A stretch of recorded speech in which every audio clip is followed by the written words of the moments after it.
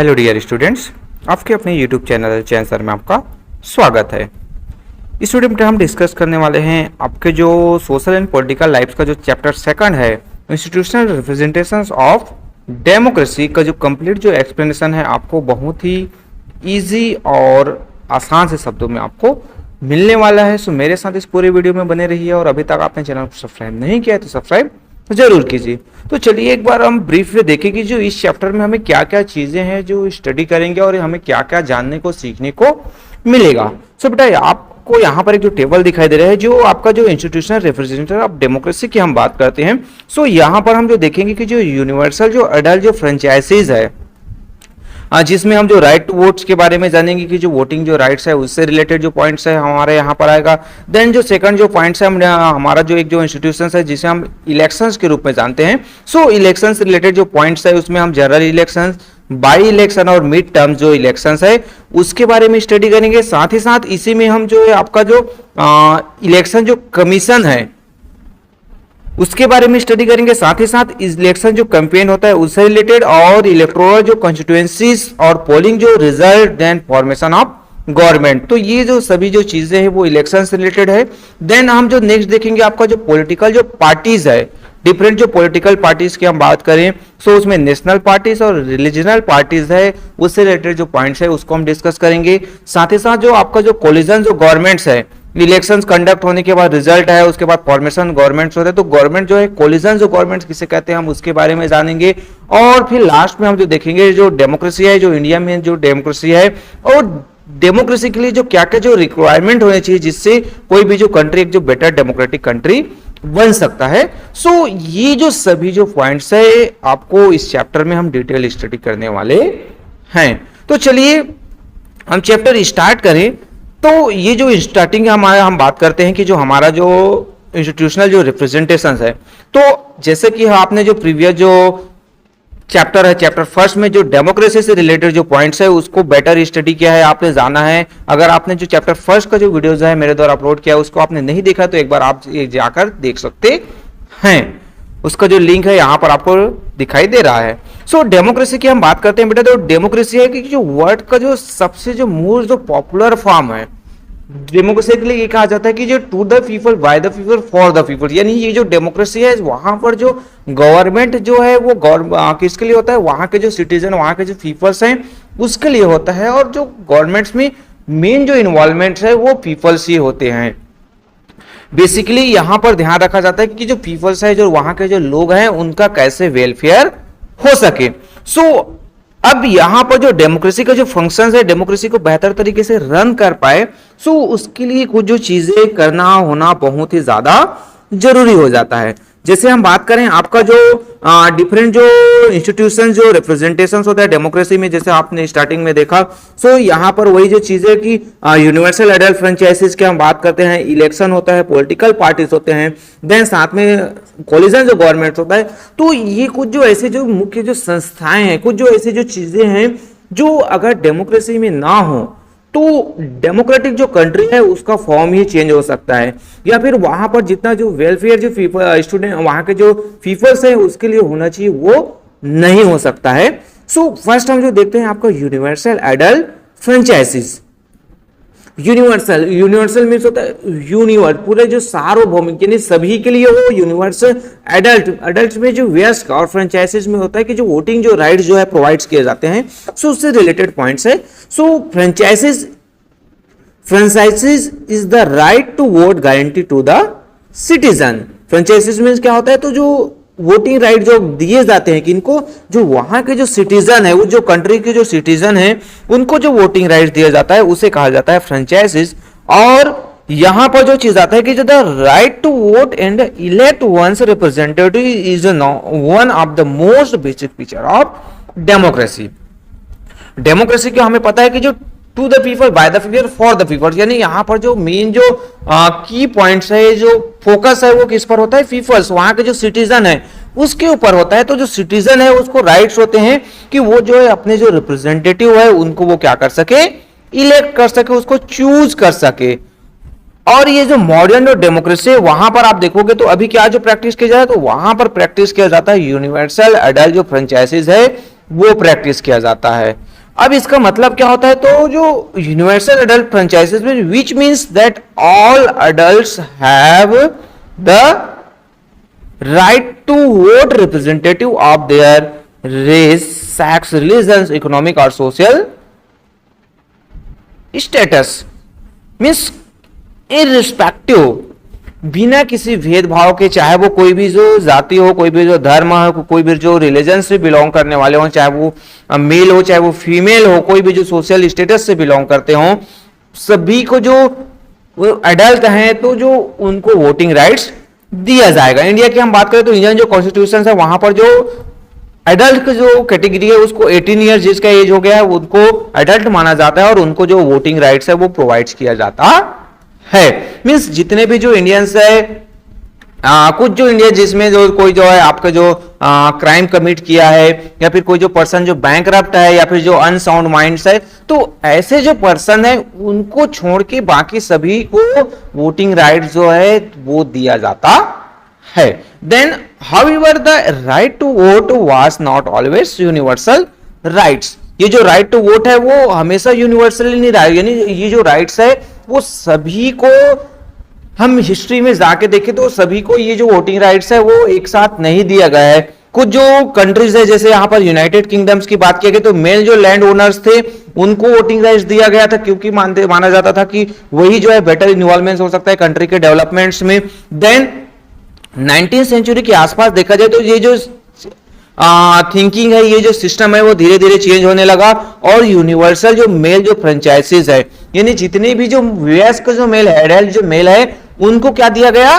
Voting rights दिए गए। यहां पर एडल्ट मींस 18 इयर्स की बात, सभी जगह इक्वली एज जो है वो नहीं हो सकता। कहीं पर आपको 21 इयर्स मिलेंगे, कहीं पर आपको 25 इयर्स मिलेंगी। तो ये जो एज जो डिफरेंसेस है वो कंट्री वाइज हो सकता है। सो जब फाइट किया गया तो जो सभी जो मेल है उनको वोटिंग राइट्स दिए गए, बट अभी भी जो फीमेल जो पर्सन है, फीमेल है, उनको वोटिंग राइट्स नहीं दिया गया है। फिर बाद में और जो स्ट्रगल्स हुए और जो लेट 19th सेंचुरी या फिर अर्ली जो 20th सेंचुरीज है, तो वहां पर जो कुछ जो कंट्रीज हैं उन वहां पर आप देखोगे तो वुमेन्स को भी वोटिंग जो राइट्स है वो प्रोवाइड किया गया और उनको भी वोटिंग राइट्स दिया गया। सो ये जो 19 और 20th सेंचुरी में जो कुछ जो यूरोपियन जो डेवलप जो कंट्री थे यहां पर बात थी, कुछ ऐसे भी जो डेवलप और जो डेवलपिंग कंट्रीज थे वहां पर आप जो देखोगे, जैसे हम एग्जांपल है आपका जो साउथ अफ्रीका की बात करें तो वहां पर जो कलर जो और उसके जो रेस है, यानी जो नॉन जो व्हाइट जो पीपल्स थे उनको जो 1994 का जो जनरल इलेक्शन हुआ तो यूनिवर्सली जो जितने भी एडल्ट्स हैं उनको वोटिंग राइट्स प्रोवाइड किया गया। उससे पहले इन लोगों को कोई भी वोटिंग राइट्स, वहां पर जो नॉन व्हाइट्स थे उनको वोटिंग राइट्स नहीं दिए गए। इसी टाइप से जो यूनाइटेड स्टेट है वहां पर भी जो नॉन व्हाइट्स है, यानी गोरे और काले की जो बात होती है, सो 20th सेंचुरी के लास्ट में भी उनको जो जब स्ट्रगल किया गया तो 20th सेंचुरी में ही आकर उनको वोटिंग राइट्स मिला। उससे पहले डेवलप्ड कंट्री होने के बाद भी यूनाइटेड स्टेट को वोटिंग राइट्स नहीं दिया गया था। सो अब हम आगे देखें तो it is a reflection of a high ideals that guided the makers of the Indian Constitution that no discrimination was made on the basis of sex, economic status, religions or caste while guaranteeing the right to vote to the people of India. Means जब India का democratic country के रूप में develop हुआ, जब democratic independence हुआ India, तब यहाँ के जो कॉन्स्टिट्यूशन के जो मेकर्स थे उसने किसी भी प्रकार के जो यहाँ के जो पीपल्स है, एडल्ट जो पीपल्स है, उस पर किसी भी प्रकार का कोई डिस्क्रिमिनेशन नहीं किया और ये इंश्योर किया कि जितने भी जो पीपल्स है यहाँ के, चाहे वो किसी भी सेक्स से बिलोंग करते हो, किसी भी इकोनॉमिक जो स्टेटस से बिलोंग करते हो, कोई भी जो रिलीजन या कास्ट वाले हैं, सभी को जो इक्वली जो वोटिंग राइट्स है वो प्रोवाइड किया जाए। देन नेक्स्ट जो पॉइंट्स आता है कि जो इलेक्शंस, ये जो वोटिंग राइट्स दे दिए गए, अगर इलेक्शन नहीं होगा तो वोटिंग राइट्स का कोई वैल्यू है क्या? कोई वैल्यू नहीं है बेटा। सो इसके लिए क्या किया गया कि जो इलेक्शन के प्रोसेस के थ्रू हम क्या करते हैं, अपने जो रिप्रेजेंटेटिव है उसको हम वोट कास्ट करते हैं और जिनको जो मैक्सिमम जो सीट्स मिलता है वो क्या हो जाते हैं, जीत जाते हैं, वो वोन कर जाते हैं, विन जाते। सो इलेक्शंस क्या होता है, तो election are the process by which the citizen of a democracy select और चूज देयर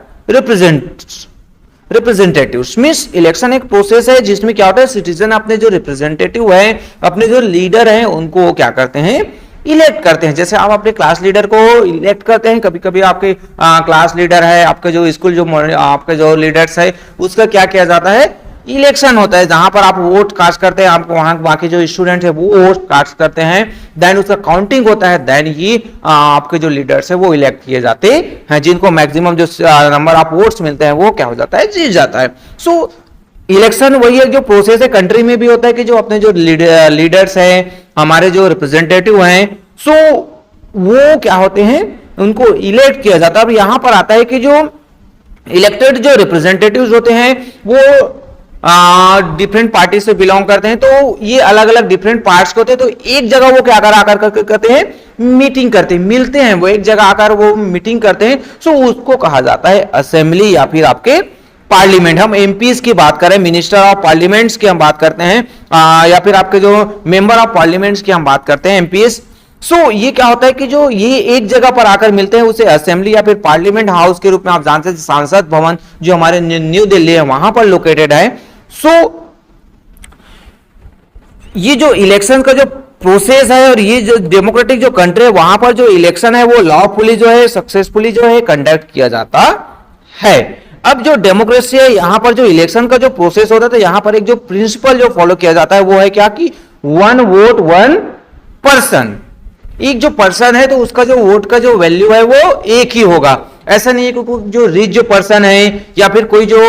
हायर जो बैकग्राउंड से बिलोंग करने वाले जो पर्सन है, हायर एजुकेटेड जो पर्सन है, उसका 1 2 वोट काउंट किया जाएगा। एक जो अनएजुकेटेड पर्सन या फिर जो पुअर पर्सन है उसका 1 वोट काउंट किया जाएगा। ऐसा बिल्कुल भी नहीं है। सो इंडिया की बात करें तो एनी जो सिटीजन जिसका एज जो है 18 ईयर्स हो गया है, उनको वोटिंग राइट जो मिला हुआ है। बट कैसे जो लोग हैं, जैसे मैंने पहले बताया, अनसाउंड माइंड्स है, या फिर क्राइम कन्विट किए हैं, या फिर जो बैंक रप्ट यानी बैंक से लोन लिए हैं और वो अपने आप को घोषित कर पाते हैं कि मैं बैंक नहीं लोन नहीं पे कर पाऊंगा। जैसे आप एग्जांपल हम विजय माल्या का ले सकते हैं, नीरज मोदी है, हम उसका एग्जांपल ले सकते हैं, सॉरी नीरव जो मोदी है उसका एग्जांपल ले सकते हैं। सो वो क्या किए हैं कि जो यहां से बैंक लिए थे उसको पे नहीं कर पाए, तो वो भागकर कहां चले गए, अदर कंट्रीज में चले गए, या फिर यहां पर भी रहते उनको बैंक रप्ट जो कर दिया गया। सो उनको जो उनके जो वोटिंग राइट्स है उनसे उनको छीन लिया जा सकता है। सो यहां पर आता है कि election have to be held as a regular interval. अब जो इलेक्शन का जो प्रोसेस है, जहां पर जो पीपल्स है वो अपने जो रिप्रेजेंटेटिव्स है वो इलेक्ट करते हैं। सो जनरली जो इलेक्शन है होता है वो बेटा क्या होता है कि जो रेगुलर इंटरवल पर होता है। कुछ जो कंट्रीज है जहां पर आपका जो इलेक्शन है वो पर 5 इयर्स में किया जाता है। किसी कंट्रीज में आप देखोगे तो 4 इयर्स में होता है, या फिर कहीं पर आपको 6 इयर्स। चाइना में आप देखेंगे तो वहां पर आपको 6 ईयर में इलेक्शन किया जाता है। इंडिया में हम जो देखते हैं यहां पर जनरल जो इलेक्शन है वो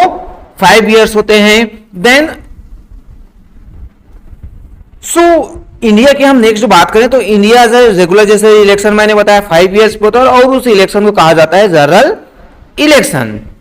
जनरल इलेक्शन में जो रेगुलर जो इलेक्शन जो वंस जो 5 इयर्स में जो कंडक्ट किया जाता है, एक टर्म जो कंप्लीट होने के बाद जो फिर से जो नए जो गवर्नमेंट्स के इलेक्शन आपके जो इलेक्ट करने के लिए जो इलेक्शंस होता है वो हो गया आपका जनरल इलेक्शन। देन एक होता है आपका बाई इलेक्शन। बाई इलेक्शन में क्या हुआ, ये जो बाई इलेक्शन है तो यहां पर पार्लियामेंट के जो मेंबर है या फिर जो स्टेट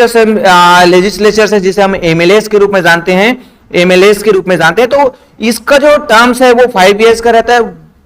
बीच में वो या रिजाइन कर दिए गए या फिर किसी कारणवश उसका डेथ हो गया। सो ऐसे सिचुएशन में वो जो कैंडिडेट है उसका जो सीट्स है वो क्या हो जाता है, ब्लैंक हो जाता है, वो खाली सीट हो जाता है। तब ऐसे सिचुएशंस में जो फिर से जो इलेक्शंस करवाया जाता है उसे कहा जाता है बाई इलेक्शंस। मींस यहां पर जो हुआ कि जो पर्टिकुलर कोई एक जो मेंबर है उसका डेथ हो गया या फिर उसने रिजाइन कर दिया गया, तो उसी जो पर्टिकुलर जो कॉन्स्टिट्यूएंसीज है, पर्टिकुलर उसी जो क्षेत्र विशेष है, इसी क्षेत्र विशेष पर क्या होता है, इलेक्शन होगा। ये जो साइड वाला जो क्षेत्र है वहां पर इलेक्शन नहीं होगा, तो ये कहलाएगा आपका बाई इलेक्शन। देन नेक्स्ट आपका आता है mid term election. Mid term election की हम बात करें तो इसमें क्या होता है कि जो पूरा का पूरा जो एरिया है, जो 5 इयर्स का जो टाइम पीरियड था उस पीरियड्स में ये जो गवर्नमेंट का जो फॉर्मेशन हुआ था वो जो है उसका जो टर्म है पूरा का पूरा जो गवर्नमेंट है वो 5 इयर्स कंप्लीट नहीं कर पाया, तो इस सिचुएशन में वहां पर बीच में फिर से इलेक्शन होगा 2 years 3 years after 2 years after 3 years, और पूरा का पूरा जो कॉन्स्टिट्यूएंसीज है पूरे जो क्षेत्र है वहां पर इलेक्शंस किया जाएगा, तो वो कहलाता है आपका मिड टर्म इलेक्शन। जैसे on the other hand, if for certain reason the president on the advice of prime minister dissolve the Lok Sabha or the state assembly, election will be conducted ahead of 5 years, this is called mid-term election। सो ये कहलाया आपका क्या कि जो जहां पर हमारे जो प्रेसिडेंट है उसके द्वारा या तो सेंट्रल गवर्नमेंट है या फिर स्टेट गवर्नमेंट है किसी भी कारण से उसको डिसॉल्व कर दिया गया, उसको भंग कर दिया गया, तब ऐसे सिचुएशन में जो बीच में जो चुनाव होता है उसे मिड टर्म इलेक्शन या फिर मध्य अवधि चुनाव, बाई इलेक्शन मीन्स आपका जो है उपचुनाव, और आपके जनरल इलेक्शंस में आपका जो सामान्य जो चुनाव है वो ये जो तीनों टाइप के जो इलेक्शंस है, जनरली 3 टाइप के जो इलेक्शंस है वो किए जाते हैं। अब यहां पर क्या होता है कि जो इलेक्शंस में ऑल जो पार्टीज के और उसके जो कैंडिडेट्स हैं वो क्या करते हैं, कॉन्टेस्ट करते हैं, तो यहां पर क्या होता है कैंपेन, यानी वो अपना जो चुनाव जो प्रचार है वो करते हैं, अपना जो प्रचार करते हैं, क्योंकि जो सभी जो लोग हैं उनको जो पार्टीज के बारे में या फिर उसके जो कैंडिडेट्स है उसके बारे में नहीं पता होता है। जैसे मैं एक एग्जांपल लूं कि मेरे द्वारा ये जो आपका जो चैनल यूट्यूब चैनल है आपको स्टडी के लिए आपके जो क्लास 7 आपके क्लास 8 क्लास 6 से रिलेटेड जो वीडियोस है मेरे द्वारा प्रोवाइड किए जाते हैं, आपको क्वेश्चन आंसर भी प्रोवाइड किए जाते हैं, बट मेरे जो वीडियोस हैं जो इसको नहीं पता कि जो चैनल है चैनसर में आपको वीडियोस देखने को मिलेंगे, एक्सप्लेनेशन मिलेंगे, आपको क्वेश्चन आंसर मिलेंगे, सो ये जो मेरे चैनल है उसको वो देखेंगे क्या, बिल्कुल भी नहीं देखेंगे, क्योंकि उसको पता ही नहीं है कि एक ऐसा चैनल भी है जहां पर ये फैसिलिटीज है वो उनको प्रोवाइड किया जा रहा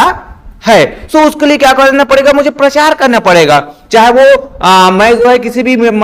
सोशल नेटवर्किंग साइट्स के माध्यम से करूं या फिर आपके द्वारा आप जो है अपने फ्रेंड्स को मेरे बारे में बता रहे हैं। सो कहीं ना कहीं ये जो एक जो कैंपेन है, एक जो प्रचार जो है वो बहुत ही ज्यादा जरूरी होता है। तो यही जो चीजें हैं किसमें होता है, आपके इलेक्शंस में होता है कि जो कैंडिडेट्स हैं किसी भी पार्टी से बिलोंग करते हैं, बट वो कैंडिडेट्स कौन है उनको आपको क्या देना है, वोटिंग कास्ट करना है। सो ये जो कैंपेन है, चुनाव है, वो प्रचार है, वो बहुत ही ज्यादा जरूरी होता है। और ये जो कैंडिडेट्स है वो क्या करते हैं, पर्सनली जो या फिर मास मीडिया के थ्रू अपने जो व्यूज है, अपने जो थॉट्स है, अपने जो ओपिनियन है वो लोगों को बताते हैं कि अगर उनके जो गवर्नमेंट्स आएगी, उनकी जो सरकार बनेगी या फिर वो जीतेंगे तो वो जो पर्टिकुलर एरियाज है, कॉन्स्टिट्यूएंसीज है, उसके लिए वो क्या क्या चीजें वो करेंगे। सो जैसे मैं मेरे YouTube चैनल की बात करूं तो मैं अपने जो प्लस पॉइंट्स है वो बताऊंगा। कभी कभी क्या होता है कि जो कई ऐसे जो कैंडिडेट्स हैं वो या तो पार्टीज के जो सिंबल्स है, पार्टी के नाम से, जैसे बीजेपी है, कांग्रेस है, तो उसके नाम से ही वो जीत जाते हैं। और कभी कभी क्या होता है कि जो कैंडिडेट्स है उनका अपना जो इफेक्ट है वो नजर आता है। जैसे मैं एग्जांपल हम ये चैनल का यूट्यूब चैनल कर ले रहे हैं, तो क्या होता है कि कई जो आपके बायजूस हैं, आपके अनअकैडमीज हैं, या फिर और जो डिफरेंट जो आपके ऑनलाइन जो साइट वीडियोस का साइट्स है, आपके ऑनलाइन चैनल्स हैं, उनके जो वीडियोस हैं टीचर्स को नहीं जानते, बट बायजूस को आप जा रहे हैं, आप जो अनअकैडमीज को जा रहे हैं, तो उनके जो वीडियोस हैं वो बेहतर होते हैं करके आप जो टीचर्स को फॉलो ना करके आप जो है उस साइट को फॉलो करते हैं, उस चैनल को फॉलो करते हैं। सो उसके कारण से उसका व्यू बढ़ जाता है। आपको चैनसर के बारे में पता है ना, वो चैनल आप जानते हैं, बट टीच कौन करता है ये आपको नहीं पता है, आप मेरे बारे में जानते नहीं हैं। सो कभी कभी क्या होता है कि आप मेरे चैनल्स को, आपको जो मेरे जो व्यूज है, मेरे थॉट, मेरे टीचिंग जो मैटर्स है वो बेहतर लग रहा है, तो इस कारण से आप मेरे वीडियोस को देखोगे। तो यही होता है कि इलेक्शन जो कैंपेन में वहां पर जो अपने जो व्यूज हैं, अपने जो नॉलेज है, अपनी जो क्या करेंगे वो जब गवर्नमेंट्स में आएंगे, तो ये सभी चीजों को प्रचार के लिए ये जो इलेक्शन जो प्रोसेस है वहां पर ही ये जो सिस्टम्स है कैंपेन का, चुनाव प्रचार का, वो फॉलो किया जाता है। देन कुछ जो रिक्वायरमेंट्स की बात करें हम कि जो रिक्वायरमेंट फॉर फेयर इलेक्शन, बेहतर इलेक्शन चाहिए, फेयर इलेक्शन चाहिए, किसी भी प्रकार का किसी कोई उसमें गड़बड़ी ना हो, अनबेस्ड जो मैनर से जो इलेक्शन किए जाए, तो उसके लिए क्या होना चाहिए। तो फर्स्ट जो पॉइंट आता है कि all citizen should have only one vote and all votes should carry the same values। one vote one values की हमने बात किया था, वहां पर पहले डिस्कस किया गया। तो एक कोई भी जो पर्सन है तो सभी का जो वैल्यूज है वो सेम होना चाहिए। देन सेकंड जो आता है कि जो people have to vote, they should have choices, choice होना चाहिए उनके पास कि हमें किसे वोट कास्ट करना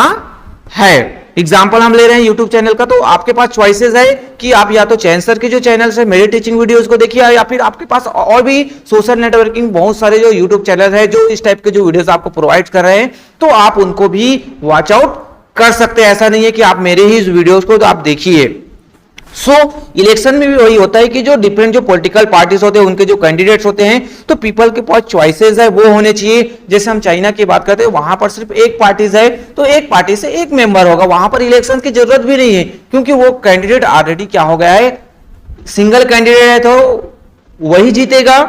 देन थर्ड जो पॉइंट रहता है कि जो election should be held regularly, election है रेगुलर इंटरवल पे होने, अगर 5 इयर्स का जो टर्म है तो कंप्लीट हुआ तो उसके बाद आफ्टर 5 ईयर फिर से इलेक्शंस होना चाहिए। ऐसा नहीं है कि जो कोई भी जो गवर्नमेंट बना हुआ है, जैसे अभी का जो मोदी जी का गवर्नमेंट बना हुआ, बीजेपी जो सरकार गवर्नमेंट चल रहा है, तो वो ऐसा ना हो कि वो इलेक्शन ही ना कंडक्ट करवाए और वो जो है 20 या 30 ईयर्स तक बना रहे। जैसे हम वहां के रशिया की बात करते हैं, तो वहां पर जो पुतिन है, व्लादिमीर जो पुतिन, तो वो जो है कंटिन्यू जो है उसका जो शासन है वो चलते आ रहा है। ऐसा बिल्कुल भी नहीं चलना होना चाहिए। देन नेक्स्ट जो पॉइंट रहता है कि election should be conducted in atmosphere free of fair और वायलेंस। इलेक्शन जो ऐसे एटमॉस्फेयर में होना चाहिए जहां पर कैंडिडेट्स हैं और जो वोटर्स हैं वो फ्री होने चाहिए, किसी प्रकार का उस पर प्रेशर नहीं होना चाहिए। कोई जो पावरफुल पर्सन है, कोई ऐसा जो गुंडा व्यक्ति है जो क्या कर रहा है, अपने जो पैसे के दम पर, अपने जो ताकत के दम पर किसी को मैनिपुलेट कर रहा है, कोई जो आपके जो वोट कास्ट करने जा रहे हैं तो वो करप्ट पर्सन है, उसको भी वोट दिया जा रहा है, तो ऐसा बिल्कुल भी नहीं होना चाहिए। ये कुछ जो रिक्वायरमेंट्स है इसके लिए, ये जो फेयर इलेक्शंस के लिए, यानी इलेक्शन है वो सही से हो बिना किसी बेस्ट जो मैनर के, ये जो रिक्वायरमेंट्स है वो बहुत ही जरूरी होता है। जैसे यहां पर आपको इमेज में दिखा रहे हैं कि जो ये डिफरेंट जो कैंडिडेट हैं उसके जो पार्टी के जो सिंबल्स है, तो इतने सारे जो ऑप्शन है कैंडिडेट आपके पास, किनके पास, हमारे जो वोटर्स हैं उनके पास। यहां पर जो है प्रेस, आप जाइए बटन प्रेस की जो इलेक्ट्रिक वोटिंग मशीन में, या फिर आपके पास जो पर्ची आया हुआ है, उस पे आप पॉम्पलेट्स है तो उस पे आप सील लगाइए और उस कैंडिडेट को वोट आप कास्ट कर सकते हैं। ये जो प्रोसेस है। देन इलेक्शन जो कमीशन, इलेक्शन का जो प्रोसेस हो रहा है, इलेक्शन जब कर रहा है तो उसको कंडक्ट करवाने भी वाले भी जो संस्थाएं, जो इंस्टीट्यूशंस है, उसे कहा जाता है इलेक्शन कमीशन। जो चुनाव आयोग की हम बात करते हैं, तो जो for election to be free and fair they have to be administrated by a neutral, fair and a professional body that treat all political parties and candidate equally. ये जो है कौन कहलाता है, आपका जो इलेक्शन कमीशन का काम होता है कि वो जो फ्रीली बिना किसी अनबेस्ड जो मैनर्स के क्या करवाए, आपका जो इलेक्शन है उसको वो कंडक्ट करवाए, और यहां पर आपको वो जो कैंडिडेट्स हैं डिफरेंट जो पार्टीज है उनके साथ वो क्या करे, जनरली आपका जो बिना किसी भेदभाव के सभी के साथ इक्वल ट्रीट करते हुए जो एग्जाम कंडक्ट करवाने का जो रिस्पॉन्सिबिलिटी है वो किसके पास होता है, वो होता है आपका इलेक्शन कमीशन के पास। देन यहां पर आता है कि ये जो बॉडीज होते हैं वो क्या होता है कि जो उनके पास power to resolve any dispute about the election result, साथ ही साथ इनके पास पावर यह होता है कि अगर इलेक्शन रिजल्ट से संबंधित कोई भी जो झगड़े हो गए तो उनका जो समाधान भी इलेक्शन जो कमीशन है वो करता है। और इंडिया में बात करें तो यहां पर जो इलेक्शन कमीशन है और उसके जो हेड होते हैं इलेक्शन कमीशन के, उसको कहा जाता है चीफ इलेक्शन कमिश्नर। और ये जो इलेक्शन जो कमीशन है वो सिर्फ रिस्पॉन्सिबल होता है किसके प्रति, पार्लियामेंट्स के प्रति, यानी हमारे जो पार्लियामेंट हाउस है उसके प्रति इसकी रिस्पॉन्सिबिलिटी होती है कि वो जवाब देना है तो पार्लियामेंट हाउस में देगा, किसी गवर्नमेंट्स को वो जवाब नहीं देगा। चीफ इलेक्शन कमीशन है, चीफ इलेक्शन जो कमिश्नर होते हैं वो जो इलेक्शन कमीशन के क्या होते हैं, हेड होते हैं, और इनकी रिस्पॉन्सिबिलिटी होती है कि वो जो स्टेट इलेक्शन कमीशन है उसको भी वो मैनेज करें। अब हमारे पास एक क्वेश्चन आता है कि आपके लिए क्वेश्चन है कि अभी आप सर्च कीजिए कि चीफ जो इलेक्शन जो कमिश्नर है वो कौन है। आप कमेंट बॉक्स में कमेंट्स करके भी बता सकते हैं। देन इन सम कंट्रीज की बात करें तो वहां पर जो इलेक्शन कमीशन के अलावा कुछ जो आपके जो इंडिपेंडेंट जो ऑब्जर्वर होते हैं, कहीं कहीं पर आपको इलेक्शन कमीशन मिलेगा, कहीं कहीं पर आपको इंडिपेंडेंट जो ऑब्जर्वर होते हैं वो क्या होते हैं कि जो न्यूट्रल जो वो कहीं ना कहीं क्या करते हैं, पूरे जो इलेक्शन का जो प्रोसेस है उनको मॉनिटर करते हैं, कहीं पर करप्शन तो नहीं हो रहा है, कहीं पर फ्रॉड तो नहीं किया जा रहा है। सो इस सब चीजों को क्या करते हैं, मॉनिटर करते हुए वो क्या करवाते हैं, एक फ्री और फेयर जो इलेक्शंस है वो करवाते हैं, अनबेस्ड जो मैनर्स के जो इलेक्शन है वो कंडक्ट करवाते हैं, और कहीं पर कोई डिस्प्यूट हो गया, कुछ जो प्रॉब्लम्स आ गए तो उनका सॉल्यूशन भी वो करते हैं। इस टाइप के जो ऑब्जर्वर है वो जनरली अमेरिका में, यूनाइटेड स्टेट ऑफ अमेरिका में अपॉइंट किए जाते हैं। देन नेक्स्ट आता है बेटा कि जो इलेक्टोरल जो कॉन्स्टिट्यूएंसीज की हम बात करते हैं, मिस हम इलेक्शंस की बात कर ली, अब जो एक इलेक्शन करवाने वाली एक जो संस्थाएं हैं जिसे हमने इलेक्शंस कमीशन जाना, अब जो इलेक्शन है वो कहां पर होगा, तो ये जो इलेक्शन जो होने वाले जो एरियाज है जिसे इलेक्टोरल जो कॉन्स्टिट्यूएंसीज कहा जाता है, यानी जो डिफरेंट जो क्या होते हैं एरियाज जो डिवाइड कर दिए, जैसे आपको ये जो इमेज है यहां पर आपको दिखाई दे रहा है कि जो इंडिया के जो डिफरेंट जो पार्ट्स है, तो ये जो अलग अलग एरिया है वो डिवाइडेड है, और ये जो सीट जो है रिजर्व किए गए हैं। आगे हम जो देखेंगे कुछ जो सीट्स हैं वो क्या होते हैं, रिजर्व होते हैं। So in India to make election truly representative each state is usually divided into number of small units called constituencies. Means जो बेहतर जो क्या होना चाहिए, सभी जो वहां के जो पीपल्स है उनको क्या मिले, रिप्रेजेंटेटिव मिले, साथ ही साथ जो इलेक्शन है वो बेहतर तरीके से कंडक्ट हो सके, उसके लिए जो एरियाज है उसको स्मॉल नंबर ऑफ यूनिट्स में जो डिवाइड कर दिया जाता है, सो वो कहलाता है आपका कॉन्स्टिट्यूएंसीज। यानी एक जो चुनाव जो क्षेत्र होता है कि इतने एरिया पर एक जो कैंडिडेट्स है वो खड़ा होगा, और वो इतने एरियाज के जो आपके जो क्या है पीपल्स हैं उसका वो क्या करे होगा, रिप्रेजेंटेटिव होगा। सो अब जनरली ये जो कॉन्स्टिट्यूएंसीज है उसको किस आधार पर ड्रॉ किया जाता है, किस आधार पर बनाया जाता है, तो जनरली वो किया जाता है कि जो नंबर ऑफ पीपल्स वहां पर कितने हैं, नंबर ऑफ पीपल्स वहां पर कितने रहते हैं, उसके अकॉर्डिंग टू जो कॉन्स्टिट्यूएंसीज है वो डिवाइड किया। जनरली 10,000 जो पीपल्स है तो वहां पर एक कॉन्स्टिट्यूएंसीज बना दिया गया। तो ये एरिया वाइज डिपेंड नहीं करता कि इतना बड़ा एरिया है तो यहां पर एक कॉन्स्टिट्यूएंसीज होगा, ऐसा नहीं है। कितने नंबर ऑफ पीपल जो उस एरिया पर रहते हैं ये डिसाइड करता है। जैसे यहां पर एग्जांपल हम लेते हैं कि जो आपका जो मुंबई है वहां पर छोटा सा मुंबई है तो वहां पर 6 जो पार्लियामेंट्री कॉन्स्टिट्यूएंसीज है, बट आपका जो राजस्थान है सो उतना बड़ा एरिया है फिर भी वहां पर कॉन्स्टिट्यूएंसीज है वो आपको कम मिलेगा। जैसे यहां पर आपको ये जो राजस्थान वाला एरिया दिखाई दे रहा है, सो इतने बड़े एरियाज पे आपको एक कॉन्स्टिट्यूएंसीज नजर आए, बट अब जो आप मुंबई यहीं पर ही आप देखोगे तो आपको बहुत एक छोटा सा मुंबई में 6 जो कॉन्स्टिट्यूएंसीज मिलेगी, क्योंकि वहां पर जो पीपल्स हैं वो बहुत ज्यादा है, लोग बहुत ज्यादा रहते हैं। मल्टी स्टोरेज जो बिल्डिंग्स है, एक ही एरियाज पर छोटा सा एरिया है, सो वहां पर मल्टी स्टोरेज बिल्डिंग है तो नंबर ऑफ पीपल्स है ज्यादा रहते हैं। सो ये जो कॉन्स्टिट्यूएंसीज है वो डिसाइड करता है नंबर ऑफ पीपल्स पर। देन अब यहां पर होता है कि ये जो कॉन्स्टिट्यूएंसीज है, एक कॉन्स्टिट्यूएंसीज होते हैं तो वहां पर डिफरेंट जो सेवरल जो कैंडिडेट्स हैं वो इलेक्शन में कॉन्टेस्ट कर सकते हैं, और वहां से सिर्फ एक पर्सन ही जो इलेक्ट होकर पार्लियामेंट हाउस में जाता है, और वो जो हाउस का जो रिप्रेजेंटेटिव है वो बनता है। कैंडिडेट नंबर ऑफ कैंडिडेट्स कितने भी हो बट जीतेगा सिर्फ एक। अब यहां पर जो कुछ जो कॉन्स्टिट्यूएंसीज है वो क्या होते हैं, सीट जो है रिजर्व कर दिया जाता है। किसके लिए, तो जो ये जो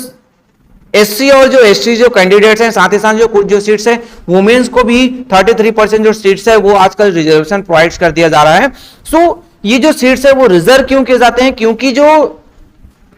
ये जो सोशल जो बैकग्राउंड से जो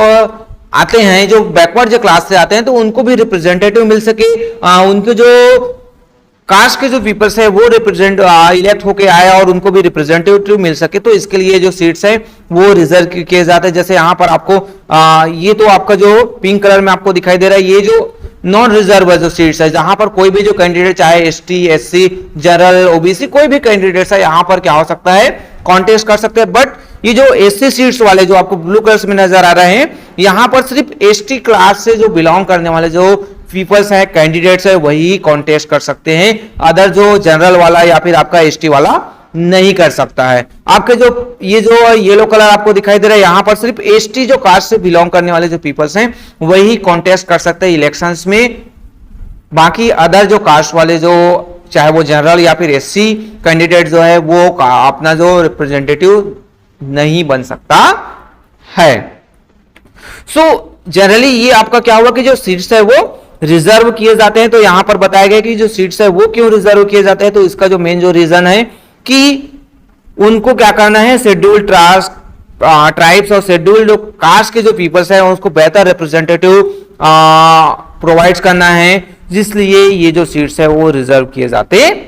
हैं। देन नेक्स्ट आया पर जो इलेक्शन जो कैंपेन है, चुनाव जो प्रचार है वो किया जाता है। जब चुनाव प्रचार की हम बात करें तो जैसे ही जो प्रेसिडेंट है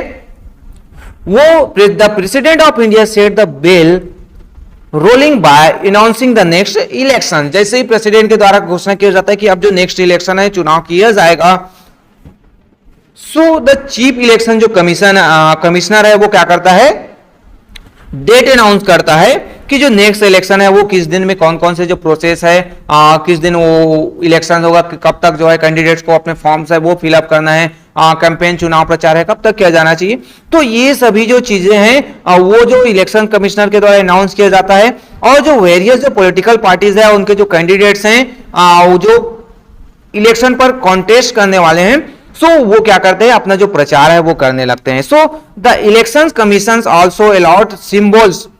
जो डिफरेंट जो पार्टीज है उनको सिंबल्स अलॉट किया जाता है। जैसे आपको देखने को मिलेगा कि जो आपका जो बीजेपी है उसका लोटस का जो सिंबल है वो है लोटस फ्लावर का, जो कमल का फूल है। आपका जो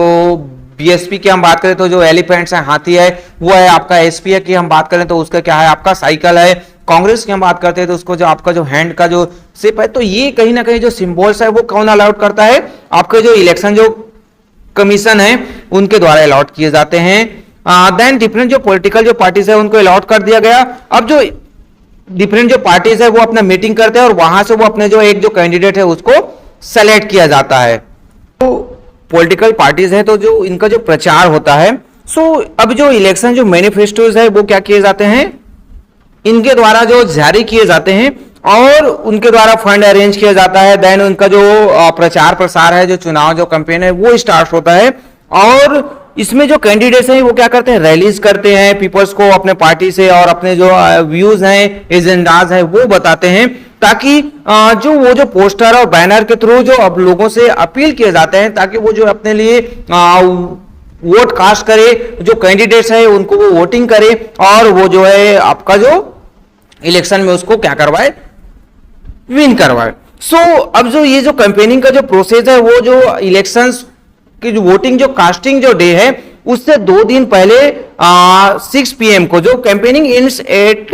6 PM 2 day before the polling day, यानी 2 दिन पहले जो है आपका जो शाम को 6 बजे तक जो 6 PM है वो जो चुनाव प्रचार है वो क्या हो जाता है, फिनिश हो जाता है यहां पर। लेकिन अगले दिन भी जो है इलेक्शन से 1 दिन पहले भी आप जो है इंडिविजुअली पर्सनली जो है आप किसके पास जाकर आपका कैंडिडेट जो है लोगों के घरों में जाकर पर्सनली मिलकर अपने बारे में चुनाव प्रचार कर सकते हैं। बस मास मीडिया के रूप में या फिर जो डिफरेंट जो मीन्स है उसके रूप में वो चुनाव प्रचार है वो 2 दिन पहले ही खत्म हो जाता है। देन नेक्स्ट आता है कि द प्रोसेस ऑफ इलेक्शंस या फिर आपका polling means on the appointment day people go to the polling booth allotted to them to cast their vote. अब जो ये जो चुनाव का जो डेट आ गया, सब चीज हो गया, चुनाव प्रचार भी हो गया, अब फाइनली क्या है, जो पीपल्स है, जो लोग हैं वो अपना वोट जो है कास्ट करने जा रहे हैं, अपना वोट देने जा रहे हैं। तो कहां पर जाएंगे, पोलिंग जो बूथ जो बना है जहां पर उनको वोट कास्ट करने के लिए उस जगह बताया गया वहां पर वो जाते हैं और वो अपना जो वोट्स है वो कास्ट करते हैं। अब यहां पर क्या होता है कि जो peoples can cast their vote without any fear and without pressure from any one's voter cast their votes in secrets means किसी कोई प्रकार का कोई जो फेयर डर भय ना हो उसमें, और साथ ही साथ जो सीक्रेट जो वोटिंग कास्ट किया जाता है मीन्स किसी को आपके अलावा जो वोटिंग जो कास्ट करने वाले जो पर्सन, जैसे मैं वोट कास्ट करने जा रहा हूं तो मुझे ही पता होगा, आप अगर ये एडल्ट हो जाएंगे और आप वोट कास्ट करने जाएंगे, आपके पेरेंट्स जो कास्ट करने जा रहे हैं तो सिर्फ उनको ही पता होगा कि जो उसने किसको वोट दिया है। सो इसके कारण से इसको सीक्रेट बैलेट्स के रूप में जाना जाता है कि कोई भी जो पर्सन है उसको नहीं पता होता है। अभी के दौर में देखे जाए तो इलेक्ट्रॉनिक जो वोटिंग मशीन है जिसे EVM यानी इलेक्ट्रॉनिक वोटिंग मशीन, ईवीएम के रूप में जाना जाता है, और उसी पर ही जाकर जस्ट बटन प्रेस करते हैं और हमारा जो वोट है वो क्या हो जाता है, कास्ट हो जाता है। देन नेक्स्ट आता है डिक्लेरेशन ऑफ रिजल्ट। फाइनली जो अब क्या होगा कि जो वोटिंग कास्ट हो गया, अब जो रिजल्ट का डेट है तो वहां पर क्या किया जाएगा, after the election are over the election commission next job is the counting of votes and the announcement of the name of the successful candidates. Once this job is over the job of election commission is over. Means अब जो declaration result करना है तो उसके लिए क्या होगा, जो मेन जो सेंटर होता है जहां पर वोटिंग मशीन या फिर वो आपके बैलेट जो रखे हुए, तो वहां पर क्या होगा कि जो वोटिंग काउंट किया जाएगा और जिनको नंबर ऑफ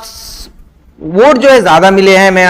उनको क्या कर दिया जाएगा, उस कैंडिडेट को सक्सेसफुल कैंडिडेट्स के रूप में उसको विनर घोषित कर दिया जाएगा, और उनको एक जो है क्या दिया जाएगा, सर्टिफिकेट दिया जाएगा कि आपने जो है आपके जो सेकंड नंबर वाले कैंडिडेट से इतने वोट ज्यादा पाए, तो आपको जो है सक्सेसफुल कैंडिडेट्स के रूप में आपको घोषित किया जाता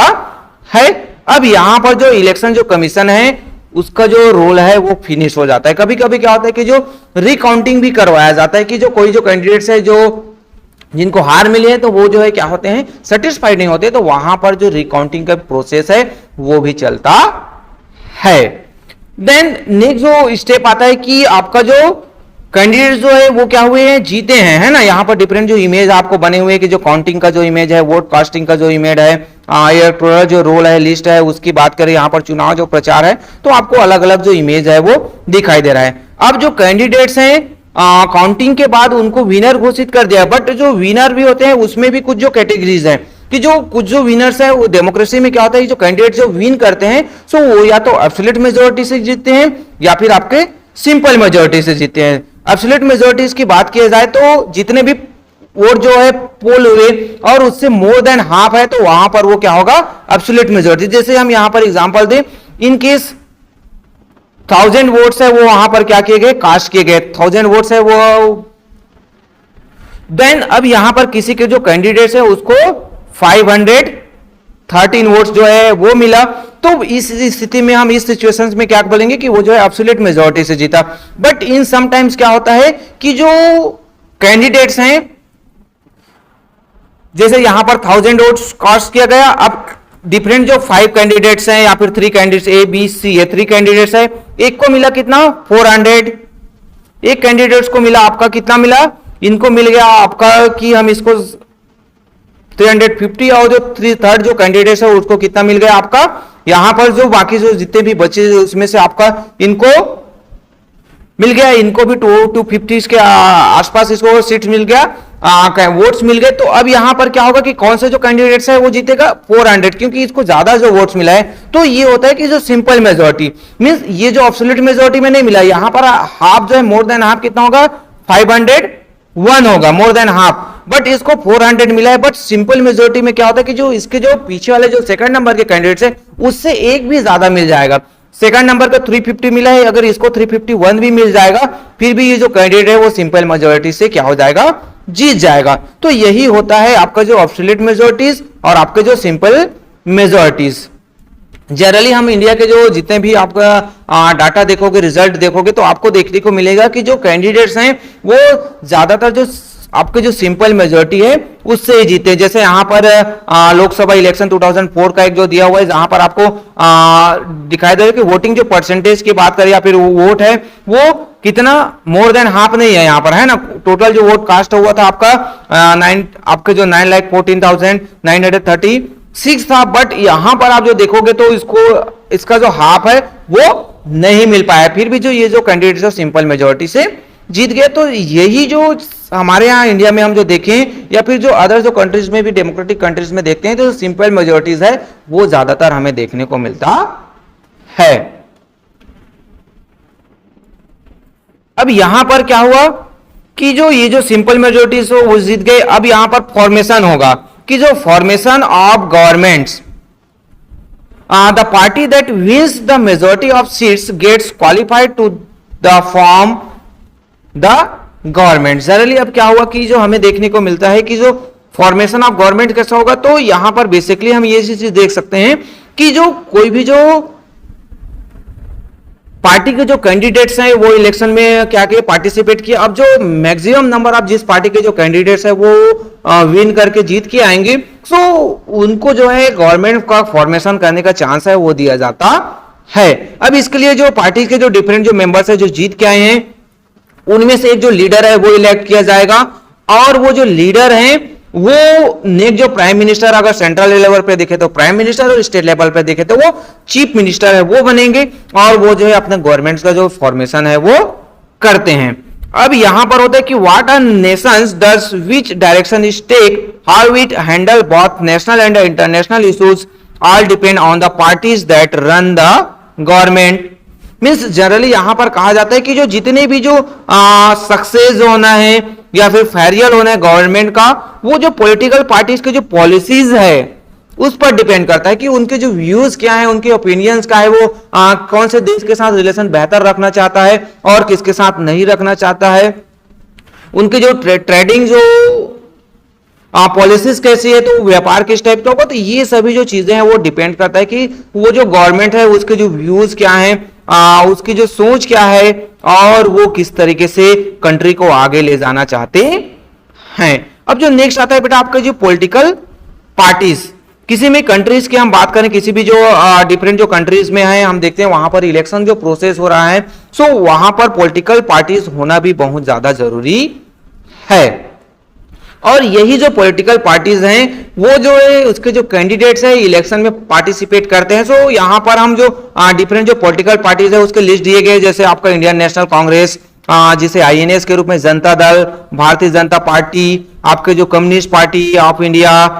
समाजवादी पार्टी, द्रविड़ मुनेत्र कड़गम पार्टी, आपकी डीएमके जिसे शॉर्ट फॉर्म में कहा जाता है, शिवसेना, ऑल इंडियन अन्ना द्रविड़ मुनेत्र कड़गम जिसे AIADMK कहा जाता है शॉर्ट फॉर्म में, Telugu Desam Party TDP, Muslim League, Shiromani Akali Dal, आपके जो आम आदमी पार्टी है, आपके जो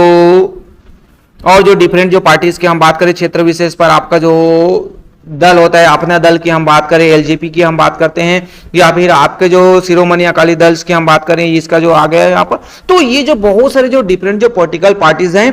ये जो है डिफरेंट जो इलेक्शन है वहां पर पार्टिसिपेट करते हैं।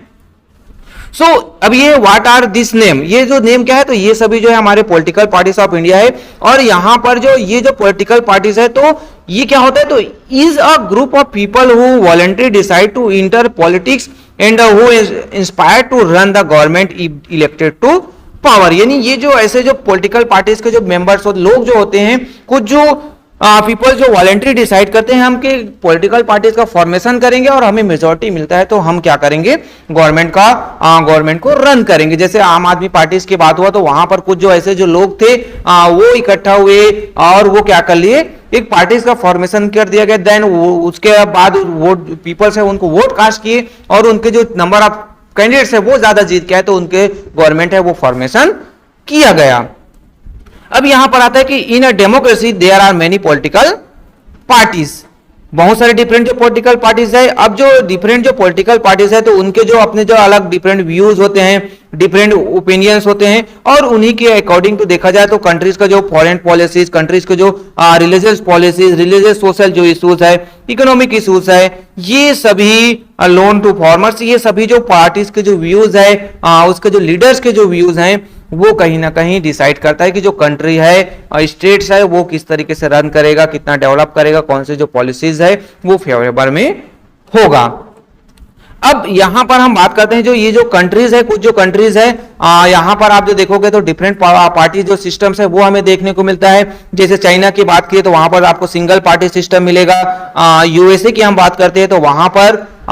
2 पार्टी सिस्टम मिलेगा। देन हम इंडिया की बात करते हैं तो वहां पर मल्टी पार्टी सिस्टम मिलता है। डेमोक्रेसी के लिए जो बेटर होता है वो होता है हमारा मल्टी पार्टी सिस्टम, जहां पर डिफरेंट पार्टीज होते हैं, डिफरेंट जो कैंडिडेट्स होते हैं, तो लोगों के पास चॉइसेस है वो ज्यादा होता है। चाइना की बात करें एक ही कैंडिडेट्स होता है, एक ही पार्टी है, तो उन्हीं का हमेशा गवर्नमेंट फॉर्मेशन होगा, वहां पर इलेक्शन की जरूरत भी नहीं है। बट अपने आप को डेमोक्रेटिक जो गवर्नमेंट दिखाने के लिए वो जो है रेगुलर जो है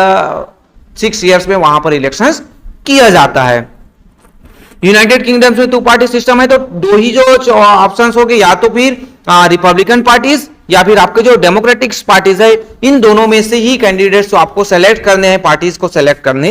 हैं। बट मल्टी पार्टी सिस्टम में क्या होता है कि यहाँ पर डिफरेंट जो पार्टीज होते हैं, डिफरेंट कैंडिडेट्स है, तो ऑप्शन आपको ज्यादातर मिल जाते हैं, व्यूज आपको ज्यादा मिल जाते हैं, और सेलेक्ट करने में, चूज करने में आपको उतने ज्यादा डिफरेंसेस नहीं होते हैं। जैसे आप जो है मार्केट गए, कुछ चीजें आपको परचेज करना है, आपको सिर्फ एक चीज दिखाएगी और इसी को आपको लेना है बोलोगे तो आप उसको रिजेक्ट कर दोगे, या फिर आपको मजबूरी में वो चीज लेना होगा, बट आपके पास ऑप्शन है तो आप जो है बेहतर तरीके से चूज करते हैं, बेहतर तरीके से आप सेलेक्ट कर सकते हो। सो वही जो चीजें हैं डेमोक्रेसी में भी होता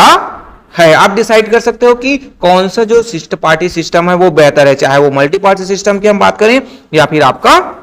सिंगल पार्टी सिस्टम, या फिर आपके two party system. Then next आता है इंडिया की हम बात करें तो यहां पर जो टू ग्रुप्स ऑफ पार्टीज है, डिफरेंट टू टाइप्स के जो पार्टीज है, एक पार्टी को कहा जाता है नेशनल पार्टी और एक आपका रीजनल पार्टी। नेशनल पार्टीज की हम बात करें तो वो जो होते हैं जिनका बेस है 4 और मोर स्टेट्स में, यानी उनके जो कैंडिडेट्स है, आपके जो मेंबर ऑफ पार्लियामेंट्स है, एमपीज है, सेंट्रल लेवल के जो गवर्नमेंट में 4 या फिर उससे ज्यादा स्टेट में उनके जो कैंडिडेट्स है वो जीत कर आते हैं, सो उनको जो नेशनल पार्टीज का जो दर्जा है वो दिया जाता है। बट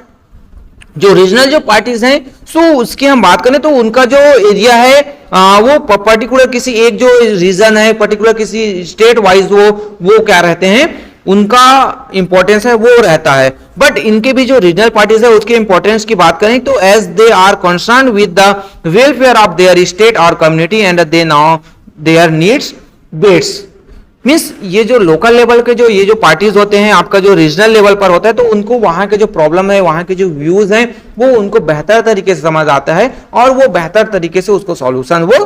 कर सकते हैं। साथ ही साथ जब ऐसा सिचुएशन बन जाता है, जब कोलिजन जो गवर्नमेंट का जो फॉर्मेशन किया जाता है, सब यही जो रीजनल पार्टीज या फिर जो छोटे जो पार्टीज हैं वो क्या करते हैं, कोलिजन गवर्नमेंट फॉर्मेशन में वो हेल्प करते हैं। अब जो नेक्स्ट जो बात आता है बेटा, जो एग्जांपल हम इसमें नेशनल पार्टीज में आपके बीजेपी, कांग्रेस जो पार्टीज है हम उसका एग्जांपल ले सकते हैं, और रीजनल पार्टीज में हम जो बात करें जो आम आदमी पार्टीज है, आपके शिरोमणि अकाली दल है, शिवसेना की हम बात करते हैं, तो ये ऐसे जो कुछ जो पार्टीज हैं जो आपका जो पर्टिकुलर कोई जो रीजन वाइज कोई स्टेट में ये सीमित है, आगे नेशनल लेवल पर चाहे 4 और 5 स्टेट में इनका जो प्रभाव है वो उतना दिखाई नहीं देता है। सो ये जो हो गया हमारा क्या पार्टी सिस्टम। देन नेक्स्ट आपका आता है कि जो फॉर्मेशन ऑफ गवर्नमेंट्स की हम बात करें तो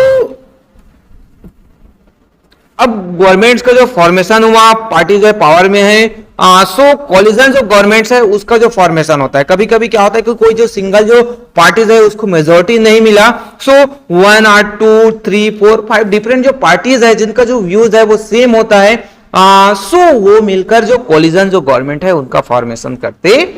हैं। मींस वो एक साथ मिलकर अपना क्या बनाते हैं, सरकार बनाते हैं। सो यहां पर after the election are over the party that gets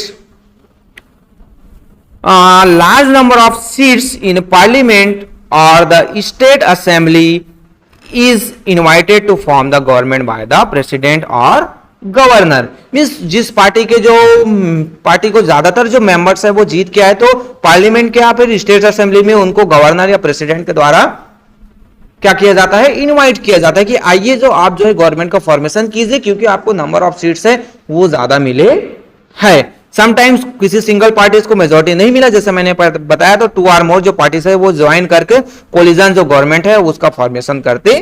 हैं। बट समटाइम्स क्या होता है, कभी कभी की जो ये जो कोलिजन जो गवर्नमेंट्स है वो जो अपना जो टर्म है 5 इयर्स उसको कंप्लीट नहीं कर पाता है। तो इसका जो मेन जो रीजन क्या होता है कि जो कुछ जो इश्यूज होते हैं, इनके जो व्यूज है वो सेम नहीं होता है, डिफरेंट पार्टीज हैं तो डिफरेंट जो व्यूज होते हैं, डिफरेंट जो ओपिनियन होते हैं, जिसके कारण से वो फुल टर्म्स कंप्लीट नहीं कर पाता है और वो गवर्नमेंट है वो बिफोर 5 इयर्स वो डिसॉल्व हो जाता है। इसी सिचुएशन में जो आपका जो मिड टर्म जो इलेक्शन है वो किया जाता है, जब उसका जो टर्म्स कंप्लीट नहीं हो पाया तब वहां पर मिड टर्म्स इलेक्शन है वो किया जाता है। देन अब हम जो democracy of India, democracy in India, हम इंडिया में जो डेमोक्रेसी की बात करते हैं, आपको पता है कि जो इंडिया है जो वर्ल्ड का जो लार्जेस्ट जो डेमोक्रेटिक कंट्रीज के रूप में इंडिया को जाना जाता है, और यहाँ का जो स्ट्रक्चर है, यहाँ का जो कॉन्स्टिट्यूशन है, इसको बेस्ड जो डेमोक्रेटिक कंट्रीज के रूप में डिफाइन करता है। सो यहां पर क्या जो चीजें हैं, तो बेसिकली जो आपका जो डेमोक्रेसी है वो जो 2 पिलर्स है, जिसमें हम बात करते हैं आपका जो इक्वेलिटी और जो जस्टिस है, वो मेन जो टू पिलर्स होते हैं जिस पर डेमोक्रेसी क्या होता है, खड़ा रहता है। सो यहां पर हम जो देखें ऑल जो सिटीजन है वो क्या है, इक्वल है। इंडिया में कोई ऐसा सिस्टम नहीं है कि वो रिच है तो उनको, या फिर पुअर है तो। इंडिया में एक जो सिस्टम है कि लॉज के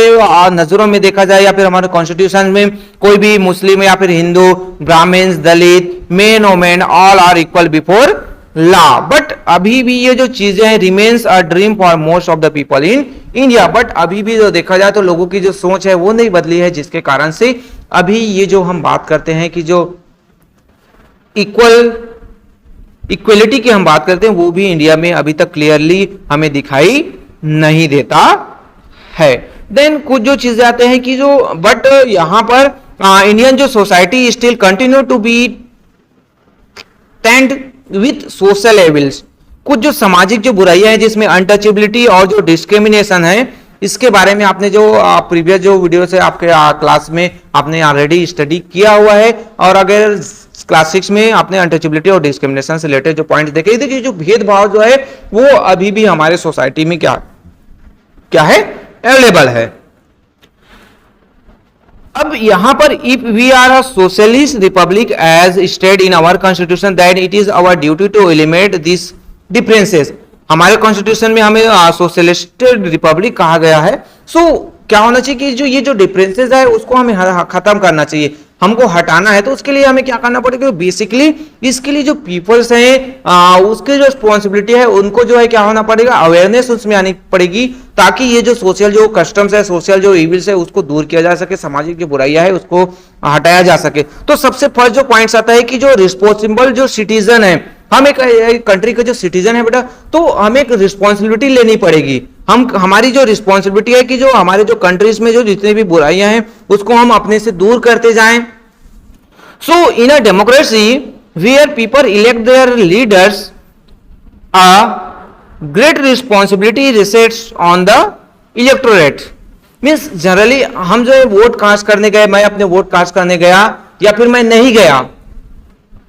सो रिस्पॉन्सिबिलिटी मेरी बनती है कि मैं जो है किस टाइप के जो कैंडिडेट्स है, पीपल की रिस्पॉन्सिबिलिटी है कि हम किसे जो है अपने लीडर्स के रूप में, रिप्रेजेंटेटिव के रूप में हम इलेक्ट कर रहे हैं। क्योंकि अगर हमने किसी ऐसे जो पर्सन्स को इलेक्ट कर दिया जो अनएजुकेटेड है, जो सेल्फिश है, जो करप्ट पर्सन है, सो वो हमारे लिए, हमारे कंट्रीज के लिए, हमारे स्टेट के लिए कुछ बेहतर कर पाएगा क्या? नहीं कर पाएगा। तो इसलिए जो सबसे पहले है कि जो सिटीजन है उसको एजुकेटेड होना पड़ेगा, उनको made aware of the values and the importance of their votes. उनको अपने जो वोट के वैल्यूज है, कीमत है, उनको पता होनी चाहिए। आजकल के दौर में देख रहे हैं जितने भी ज्यादा एजुकेटेड जो पर्सन है वो सोचते हैं कि हमें क्या मतलब है, हम वोट कास्ट करने जाएंगे, हमारे एक वोट से क्या हो जाएगा। बट आपको पता होना चाहिए, हमें पता होना चाहिए कि हमारे एक वोट का वैल्यूज क्या है। अगर हम एक वोट कास्ट नहीं करते तो उसी एक वोट्स के कारण से कोई जो करप्ट जो पर्सन है वो जीत सकता है। सो रिस्पॉन्सिबिलिटी है वो सिटीजन्स को लेनी पड़ेगी। देन सेकंड जो आता है आपका good leader. Good leaders means to lead a huge democracy like ours. We need strong, good and honest leaders, people who put national interest ahead of personal interest. जो ऐसे जो लीडर्स होने चाहिए जो कंट्रीज के बारे में, अपने जो स्टेट्स है उसके बारे में सोचे, ना कि अपने सेल्फ के बारे में। कई जो हमें देखने को मिलता है, कई जो ऐसे जो पॉलिटिकल जो लीडर्स है वो करप्ट होते हैं, वो ब्लैक मनीज है या फिर डिफरेंट जो एक्टिविटीज है उसमें ज्यादा इन्वॉल्व होते हैं और कंट्रीज के लिए, पीपल्स के लिए उनकी जो सोच है वो बिल्कुल भी नहीं होती। पीपल्स इंटरेस्ट है वो नहीं होता है, पर्सनल इंटरेस्ट उसमें ज्यादा होता है। सो अगर इस टाइप के if personal influence, money and muscle power take over, democracy fail to be effective. Means यहां पर हुआ कि जो वो जो पर्सन है वो करप्ट पर्सन है ना, वो जो अपना मसल जो पावर है उसको दिखा रहा है, वो जो एक इफेक्टिव लीडर्स नहीं है। तो ऐसे सिचुएशंस में हमारे जो डेमोक्रेटिक जो सिस्टम्स है, हमारी जो कंट्री है उसका जो डेवलपमेंट है वो ग्रोथ रुक सकता है, लोगों के वेलफेयर के लिए कुछ वर्क ही नहीं होगा। तो एक गुड लीडर की भी हमें आवश्यकता होती है। और वो जो लीडर्स है वो कहां से निकलते हैं, तो हमें से ही वो एक जो लीडर्स है वो निकल कर आगे आता है। Then public opinion. Public opinions की बात करें तो यहां पर क्या होता है कि public opinion is the opinion और view of a section of society on various issues of public concern. Means यहां पर बात आता है कि जो लोगों के जो व्यूज है वो क्या है ना, डिफरेंट जो इश्यूज हैं वहां पर लोगों का क्या व्यूज है। An opinion not just of A individual, it is a opinion that it is share by several people, all of हुम hold their this opinion formally. Means यहां पर ये जो चीज है कि हमारा पर्सनल ओपिनियंस की हम बात नहीं कर रहे हैं, हम अपने लिए पर्सनली कोई बात नहीं कर रहे हैं, हम जो पूरे कंट्रीज के लिए या फिर जो सोसाइटीज के लिए हम बात करते हैं, सो वो जो उनके वेलफेयर के लिए होना चाहिए। ऐसा नहीं है कि कोई जो लीडर्स है, कोई जो रिप्रेजेंटेटिव इलेक्ट कर दिया, हम कोई नेता बन गया तो वो अपने ही बारे में सोचे या फिर अपने जो आसपास के जो फैमिली जो मेंबर्स है उसके बारे में सोचे, ऐसा ना हो। वो जो पूरे कंट्रीज या फिर जो पीपल्स है, जो इलेक्ट किए, जो रिप्रेजेंटेटिव जो जिनके बने हैं, उनके वेलफेयर के लिए भी उनको वर्क करना चाहिए। साथ ही साथ जो पब्लिक ओपिनियंस की बात करते हैं, सो वो जो डेवलप करता है, क्या करता है, the people should be literate. इसके लिए क्या होना चाहिए, पीपल्स को लिटरेट होना चाहिए। डेमोक्रेसी इफेक्टिव कैसा होगा, तो electorate should be capable of analyzing and understanding the problem the nation face। Means generally यहां पर क्या होगा कि जो अगर हम मुझे वोट कास्ट करने जाना है तो मुझे पता होना चाहिए कि मैं किस कैंडिडेट को जिताऊंगा, सो वो जो है मेरे और हमारे कंट्री में, हमारी सोसाइटी में जो प्रॉब्लम्स है उसको वो सॉल्व कर सकता है। सपोज जिस एरिया में मैं रहता हूं, जहां पर मेरी बिल्डिंग्स है, मेरे क्वार्टर्स है, उस एरिया में वाटर प्रॉब्लम है, पानी जो है नहीं आता है, इलेक्ट्रिसिटी प्रॉब्लम है, और मैं ऐसे जो कैंडिडेट्स है उनको इलेक्ट कर दिया जो किसी दूसरे एरिया से बिलोंग करता है और उसको मेरे एरिया के बारे में कोई भी पता नहीं है, कोई भी नॉलेज नहीं, कोई इंटरेस्ट ही नहीं है। सो अब ऐसे सिचुएशन में हमारा ओपिनियन क्या होगा, हम जो लोगों को कैसे बताएंगे कि जो नहीं ये कैंडिडेट ठीक नहीं है। सो ये जो चीजें होती है कि जो पब्लिक जो ओपिनियन है वो बहुत ही इंपॉर्टेंट होता है। देन टॉलरेंस, टॉलरेंस की बात करते हैं। So it is known fact that our nation is a multi-regional, multi-religious and a multi-cultural lands। Means हमारे यहाँ अलग अलग जाति, धर्म, समुदाय, अलग अलग संस्कृति, अलग अलग भाषा वाले जो लोग रहते हैं। सो यहाँ पर जो टॉलरेंस होना हमें बहुत ही ज्यादा जरूरी है। असहिष्णुता की बात करते हैं कि हम यहाँ पर किसी को जाति, धर्म, भाषा, संस्कृति के आधार पर उसके साथ भेदभाव नहीं कर सकते हैं यहाँ पर, है ना। सभी को जो सेफ गार्ड है, सभी को जो उनके जो कल्चर है उसको हमें सेव करके रखना है। साथ ही साथ अगर हम मेजॉरिटी हैं, यानी नंबर ऑफ पीपल्स हम ज्यादा है, तो नंबर ऑफ पीपल जो ऐसे जो लोग जो कम है लोग हैं, तो उनके बारे में भी हमें ध्यान में रखना है। बट कभी कभी आपको देखने को मिलता है कि कोई जो इंस्टीट्यूशंस है जहां में कोई स्टडी करने वाले जो नॉर्थ ईस्ट के जो पीपल्स आए हैं, तो उनके अगेंस्ट डिस्क्रिमिनेशन किया जाता है, भेदभाव उस पर किया जाता है, जो कि ऐसा नहीं होना चाहिए। तो इसके लिए जो टॉलरेंस, यहाँ के जो सिटीजन है, यहाँ के जो लीडर जो इलेक्ट हो रहे हैं, उनको टॉलरेंस होना पड़ेगा। उनके मन में कभी भी जाति, धर्म, सोसाइटी के जो लोगों के ऊंच नीच की भावना है उसके मन में कभी भी, उसके जो फीलिंग्स में कभी भी नहीं आना चाहिए। उनके जो ओपिनियन है वो क्लियर होना चाहिए कि हमें डेवलप करना है, तो कंट्री के जितने भी जो पीपल्स है उसका डेवलपमेंट हमें करना है, सभी का जो रिस्पेक्ट है हमें करना है। देन इक्वलिटी, ये जो मोस्ट इंपॉर्टेंट पॉइंट है कि इक्वलिटी, समानता की हम बात करते हैं। सो हमारा जो डेमोक्रेसी है जनरली, जैसे मैंने पहले बताया कि इक्वलिटी और जो जस्टिस है, ये जो टू जो पिलर है उस पर पूरा का पूरा जो डेमोक्रेसी है वो खड़ा हुआ है, चाहे आप वर्ल्ड के किसी भी कंट्री में आप चले जाइए। सो यहां पर हम जो बात करते हैं, सो इक्वलिटी है वो पॉलिटिकल इक्वलिटी तक ही स्टॉप नहीं हो पाता है। यहां पर हम बात करते हैं तो social equalities, economic, religious, culture equalities, ये भी बहुत इंपॉर्टेंट है। और ये कब होगा, जब हम जो है क्या होंगे, टॉलरेंट हो पाएंगे, हम जो है ओपन माइंडेड हो पाएंगे, हमारा जो ओपिनियन है वो आएगा, तभी ये जो इक्वलिटी है लोगों को सभी को एक समान मिल सकते हैं। क्योंकि हमने देखा है कि जो एक्सप्लेनेशंस हैं, शोषण है, वो पुअर का,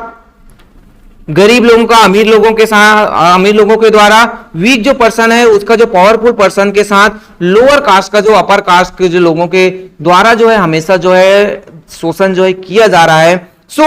ये जो इक्वलिटी का जो सिस्टम है, जो इनइक्वलिटीज जो होते हैं उसको हमें दूर करना है, तो उसके लिए हमें क्या होना पड़ेगा, एजुकेट होना पड़ेगा। उसके लिए हमें जो ऐसे जो लीडर्स है उसको इलेक्ट करना होगा जो इसके बारे में बेहतर सोच सकता है, बेहतर कर सकता है, और इससे ही हम जो स्टेबल जो सोसाइटी है, स्टेबल जो नेशन है उसका फॉर्मेशन कर सकते हैं। सो ये कुछ जो पॉइंट्स हैं जिसके थ्रू हम क्या कर सकते हैं कि जो हमारे जो डेमोक्रेटिक जो कंट्रीज है, हमारी जो डेमोक्रेसी है उसको और बेहतर हम बना सकते हैं, वो और स्ट्रांग बना सकते हैं। और जब हमारा जो डेमोक्रेटिक सिस्टम स्ट्रांग होगा तो ऑटोमेटिकली हमारा जो कंट्री है, हमारा जो स्टेट है, हमारा जो रीजन है, हमारा जो एरिया है वो ऑटोमेटिकली डेवलप करना होगा। और इसके लिए पीपल्स, यहाँ के जो सिटीजन है उनको पहले एजुकेट होना पड़ेगा, उसको मोटिवेट होना पड़ेगा, उसके जो अपने जो राइट्स है उसके बारे में उनको नॉलेज होना चाहिए। देन यहाँ पर एक जो लेट्स अस चेंज इंडिया, यहाँ पर एक जो स्टोरी दिया हुआ है, सो इसके बारे में आपको कुछ जो ऐसे जो सोसाइटी के जो लोग हैं जहां पर बहुत ही अभी भी जो बैकवर्ड जो सोसाइटीज हमें देखने को मिलती है हमारे इंडिया में। तो ये तो हुआ बेटा आपका जो कंप्लीट जो चैप्टर है। सो डिस्कशन जो पार्ट्स है यहाँ पर फिनिश होता है। अब यहाँ पर आपको मिल रहा है जो एक्सरसाइज से रिलेटेड आपका जो ये जो एक्सरसाइज है तो उससे रिलेटेड भी मेरे द्वारा जो क्या है वीडियोस है ऑलरेडी क्रिएट किए गए। आप जाइए इस लिंक में, आप देखिए, आपको इंड स्क्रीन में लास्ट में भी आपको मिलेगा। सो आप इसको देखिए और अपने जो एक्सरसाइज से रिलेटेड जितने भी डाउट्स है वो क्लियर कीजिए। मेरे उस वीडियो के हेल्प से आपको सब आपका जो एक्सरसाइज है वो इजिली आप कंप्लीट कर सकते हैं। सो ओके बेटा, थैंक यू। और वीडियो पसंद आए तो प्लीज लाइक जरूर कीजिए, अपने दोस्तों के साथ शेयर कीजिए और चैनल को सब्सक्राइब करना ना भूलिए। So okay, thank you.